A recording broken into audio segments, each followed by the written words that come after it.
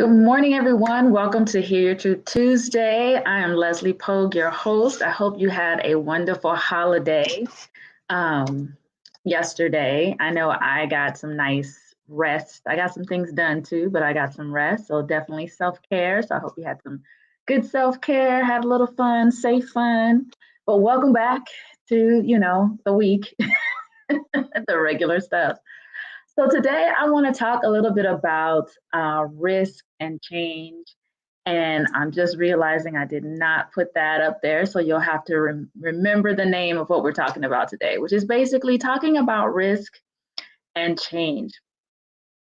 It's not necessarily with a mental wellness or mental illness focus, but it's really about how that actually plays into your mental health overall. When you have a mental illness, obviously your fears and all that anxiety are exaggerated. But I think, actually, I know that everyone thinks about risk and change and how that impacts their financial well-being, their physical and mental well-being, how it is in the world. And right now in the world, it is just weird, right? Can I just say that? It's just weird. That's a technical term. It is weird in the world right now. But those of us who've been around a little while, we recognize the ebb and flow of how things change. But even with that, this is just a whole nother level. So with that, that can also add a little additional stress, additional strain on our finances, again, on our mental and physical well-being. We're not as willing, some of us are not willing to re-emerge into the world the same way we were before. So it's taking us a little bit longer to engage, to rebuild those connections, those friendships, to be around strangers and be around other people. So as a result, we are still kind of stuck in that change period, but also we're risking the growth, for lack of a better way of putting that.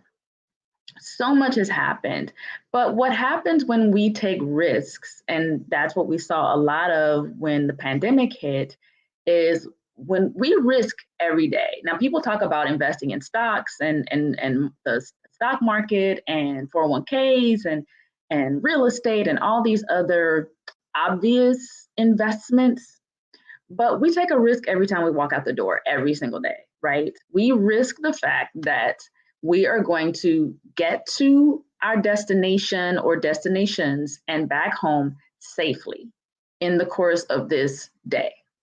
We take that risk. We don't know what's going to happen when we walk out the door. We don't know what's going to happen as soon as we get out of our bed, right? So that's what we do every day. We risk. Every time we move around our home, whatever we do, it's a risk. We're risking the fact that the situation that we know will remain the same, right? We know that if we move to our bathroom, we're not going to slip. We've not slipped in the tub before, so we're not going to slip today, right? We've gone out to our car, we've driven our car, we've not had an accident, we're not going to have an accident today. This is how our brain works. We don't leave the house thinking that something's going to happen. We don't move around our home thinking something bad is going to happen. But the risk is always there. I know I'm opening with doom and gloom, man, Leslie, oh my God, that's so heavy. I can't think about that first thing on a Tuesday after a vacation. Oh my gosh, can you liven it up? Well, I can. But I want to plant that seed because that's how you should be thinking. You don't doing those things, you don't stop. You don't not do those things because that risk is there. You don't even think about that risk, right? And now you might think that managing your money is a little bit differently. And in a way it is. But when you are planning for, your own business, when you're planning for retirement, when you're planning on a trip, when you are just thinking about how you want to position yourself to live the life you want, we don't, unfortunately, that's when we think all risk, right? We don't think about the possibility of it succeeding. A lot of times we think about the possibility of it failing, of us losing money, of something drastic happening, of whatever the reason why not to. I can't afford it right now. I just changed jobs, or my kids are about to go to college, whatever it is, we can come up with a million reasons why we don't take the risk on ourselves and on building the life that we envision, that we dream about. But every single day, we don't even think about the risk in just living the life that we're in, right? So today I want to kind of flip the script on that, because to live the life you want also gives you better mental health. It also helps your mental illness if you are managing a mental illness, because again, that anxiety and that exaggerated feeling that you get is minimized because you're experiencing joy. You're loving the life you're in. Now, life is life. There's going to be stuff that happens or that we do or that we have to do that nobody likes. Nobody likes to do laundry. Who likes to do laundry? Nobody likes doing the dishes. No one likes vacuuming. No one likes any of that. Some of you might be like, I really like it. Okay, well, that's you. Those are the things, the day-to-day stuff, the little annoyances that happen in our lives. That's just living, right? But we want to look at the big picture. We want to face every day excited, looking forward to what's happening next. But you have to build that. And some of that requires patience. It requires money. It requires time. All of these things require all of that. So, and it doesn't matter when you start. I'm 53 years old. I just got a clue right around late 40s, maybe right around 50. So don't worry about how old you are. Don't worry about what your job status is. Don't worry about how much money you have. None of that matters. What matters is that you get a clear picture of the life you want.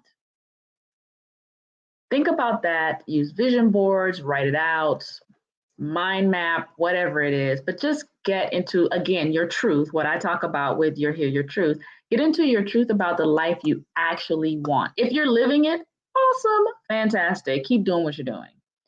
But if you're not, then get a clear picture of the life you want. And then think about planning passively, right? So you can live your life, because a lot of us are afraid of something big happening that cripples us again. I hear it all the time. I'm no different. I'm concerned about it as well. And you can buy in bulk whenever possible. I know the big thing for me, and it sounds so shallow and so small, but paper towels and toilet paper, I just blew my mind that that was inaccessible. That we couldn't get that. Like it was hard to get. People who have babies with the baby formula and all that, things like that, you know, our regular everyday living that we don't even think about, that's the stuff. Buy that in bulk now. You don't have to overbuy, but buy the large one as opposed to the small one. You know what I mean? So just it's something as simple as that, just in case. May never need it. You might not have a place to store it, figure it out. But that, believe it or not, as small as that sounds, it will alleviate some of that stress. Creating a passive savings account where you're taking a little bit out at a time. I may have mentioned this before, but like I am a part of, I want to say Dominique.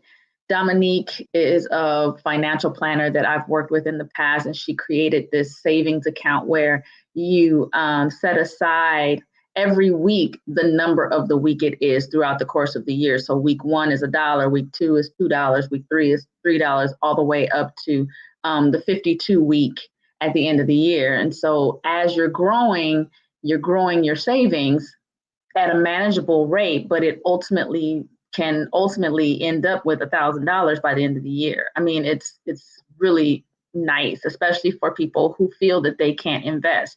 And of course, you can always double it or put in what you like, but take that time to invest that money in something off to the side. So when the small changes happen, when the small emergencies happen, you don't have to dip into what you're doing or how you're living every day. You have this off to the side that is helping you that gives you a little bit of a cushion. It's not a large cushion, it's a small cushion, but it does give you a cushion.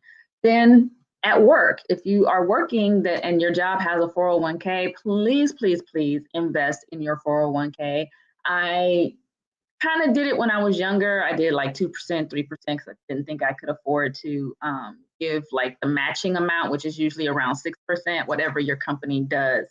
But try and invest at the matching, that number that they give you where they will match your investment, because it adds up. And especially if you are in a career type job where you are planning to stay there for a while, please do that, because you'd be amazed. And you don't, I don't want to say you don't feel it, 'cause that's not fair. I'm not going to spend your money, but I will tell you that the impact is a lot less. You really don't feel it, and you really can arrange your life so that what you're getting, because it's pre-tax dollars, like it's not taxed. So you just put it away.